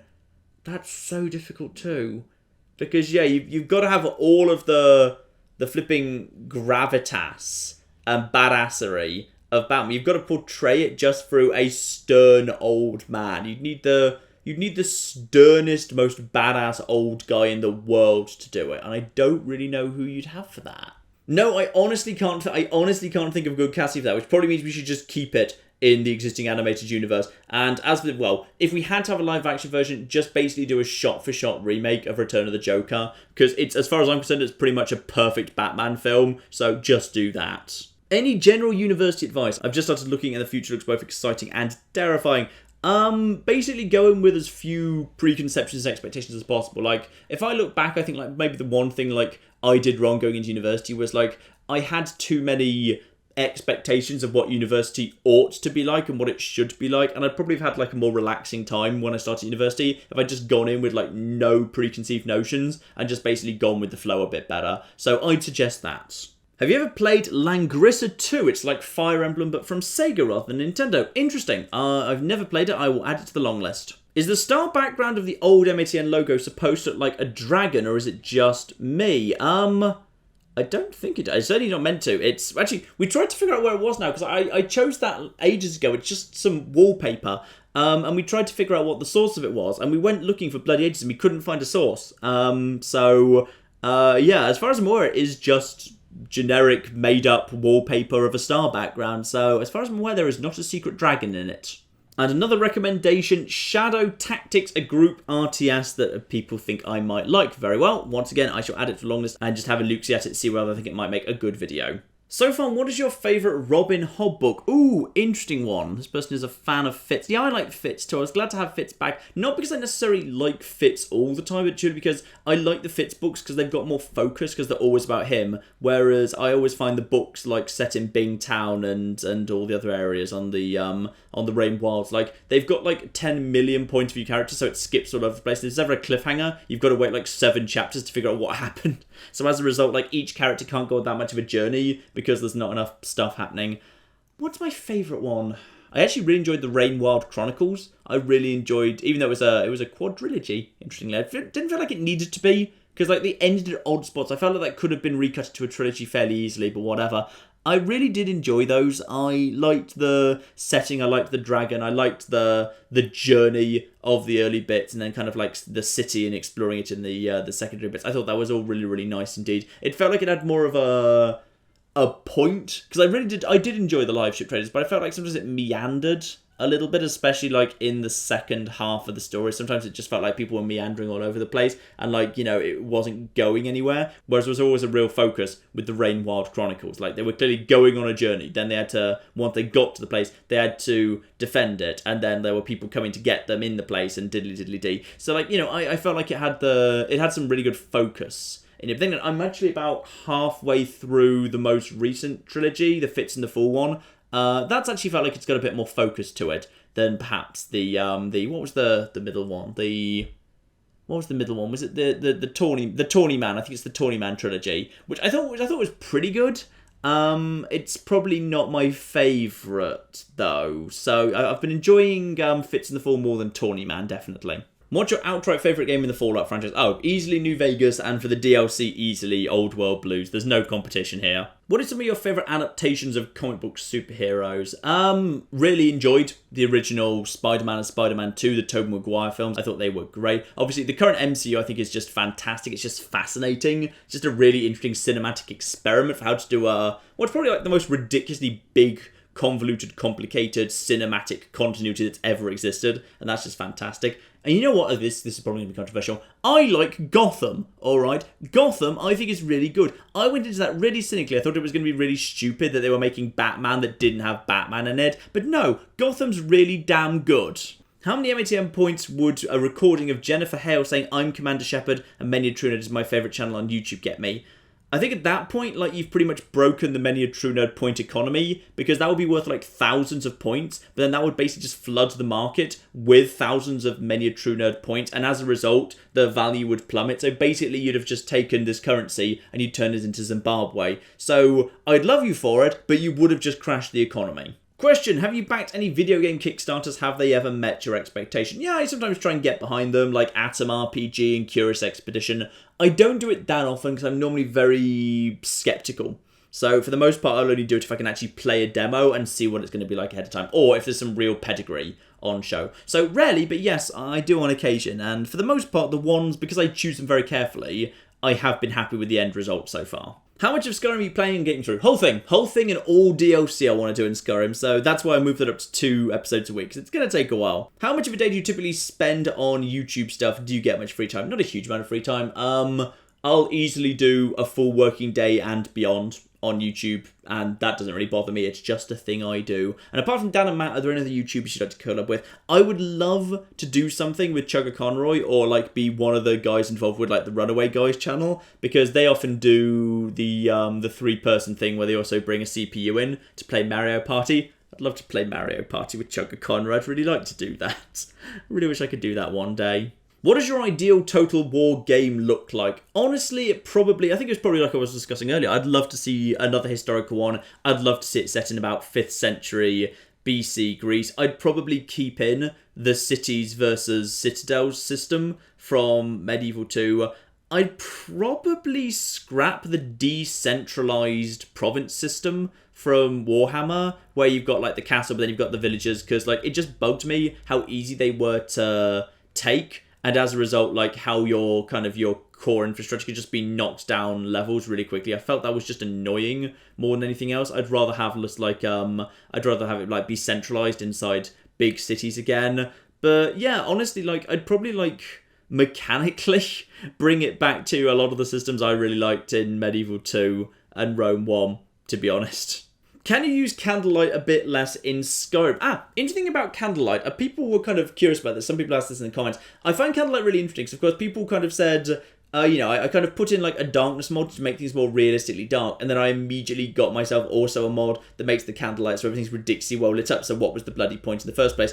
It matters to me because I want to feel like if something's lit up, it's because I'm lighting it up. I want to feel like if I just go in somewhere and it's just like naturally fairly well lit up, even though there's no reason for it to be, that doesn't make sense to me. I want things to be really, really dark, but then when I cast a light spell, it to be really, really bright. Because that makes sense to me. There's cause and effect. It's naturally pitch black. I have made it light through magic. So I really like the fact that candlelight is really, really bright because it makes sense to me. Because light doesn't just Fallout works in a weird alternate universe where light proceeds about 12 feet in front of you, then just stops for some bloody reason.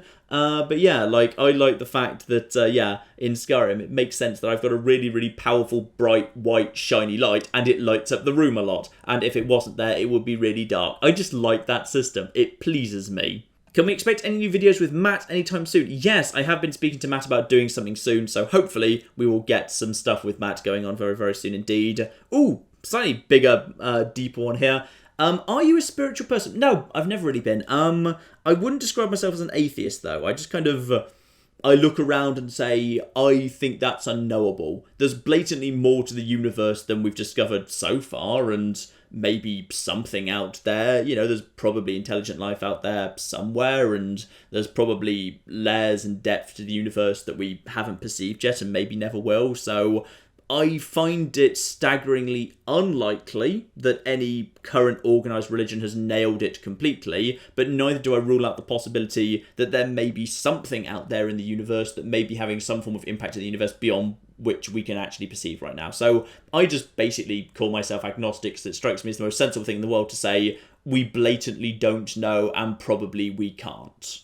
And finally, favourite food? Ooh, for a main I'll go for a nice risotto. For dessert I'll go for a Bakewell tart. Worst game you've ever played? I've always said it's Advance Wars Dark Conflict, or Days of Ruin if you're in America, purely because context matters, and how you take a game as good as Advance Wars 2 and screw it up as badly as Days of Ruin, I do not know. Best way to learn ancient history that is not a degree. Read I'd say the ancient historical texts in translation that are the more readable ones. So like Suetonius and Herodotus, for example, I'd say are quite readable. And then if you enjoy reading about that stuff, then go into maybe reading around those guys. And finally, how old are you? I'm sure I've said this before. I'm 30. I'm 30. I feel very, very old at age 30, but there we are. And that's your lot. That is literally older than that. It was like 150 150, 160 odd questions, something about there. Yes, that's about that.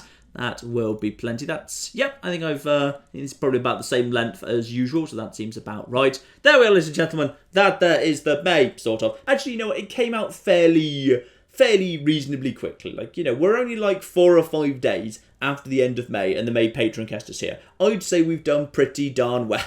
On this occasion, I think we've done pretty darn well indeed. So next Patroncast, of course, coming next month indeed. And yeah, we've got a really solid, good month of hopefully VR and some like early-ish exclusives and all the usual series and some really cool one-offs. So hopefully some good stuff to come. But in the meantime, I've been John. This has been Many a True Nerd. And thank you all so very, very much, because you are literally the people that keep all of this crazy stuff going on here at Many a True Nerd on Patreon. Thank you very much, and goodbye.